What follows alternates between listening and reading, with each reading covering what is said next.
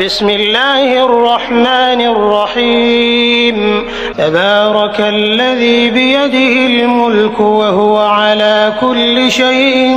قدير الذي خلق الموت والحياة ليبلوكم أيكم أحسن عملا وهو العزيز الغفور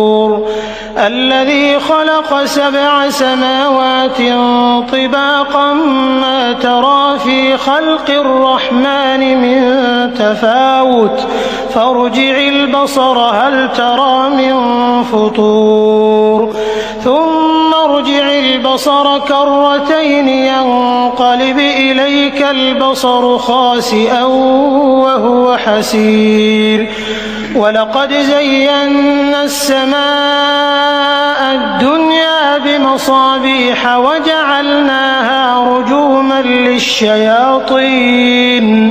وأعتدنا لهم عذاب السعير وللذين كفروا بربهم عذاب جهنم وبئس المصير إذا ألقوا فيها سمعوا لها شهيقا وهي تفور تكاد تميز من الغيظ كلما ألقي فيها فوج سألهم خزنتها ألم يأتكم نذير قالوا بلى قد جاءنا نذير فكذبنا وقلنا ما نزل الله من شيء إن أنتم إلا في ضلال كبير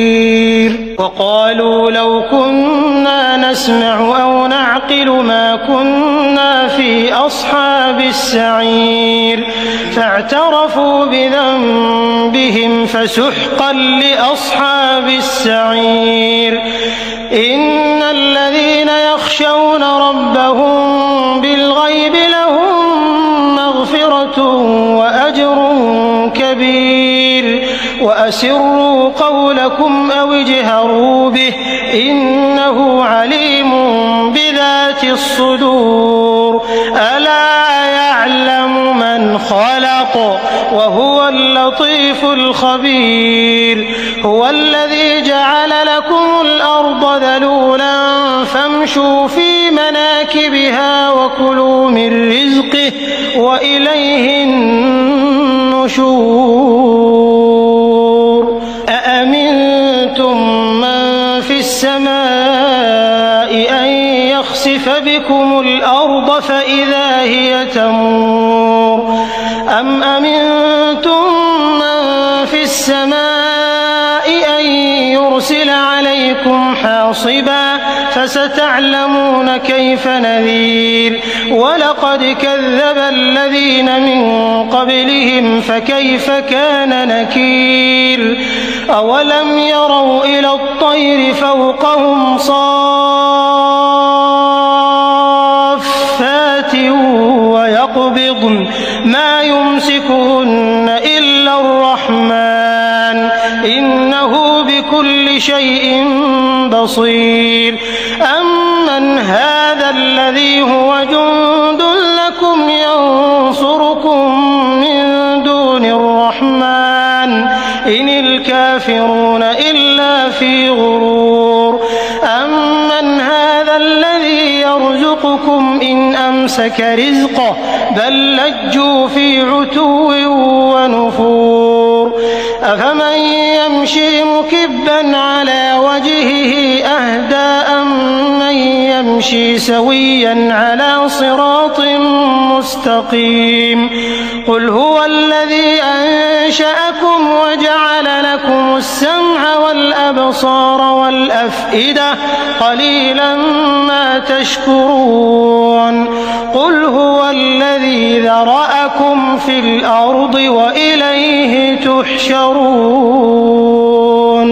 ويقولون متى هذا الوعد إن كنتم صادقين قل إنما العلم عند الله وإنما أنا نذير مبين فلما رأوه زلفة وَسُيِّفَتْ وُجُوهُ الَّذِينَ كَفَرُوا وَقِيلَ هَٰذَا الَّذِي كُنتُم بِهِ تَدَّعُونَ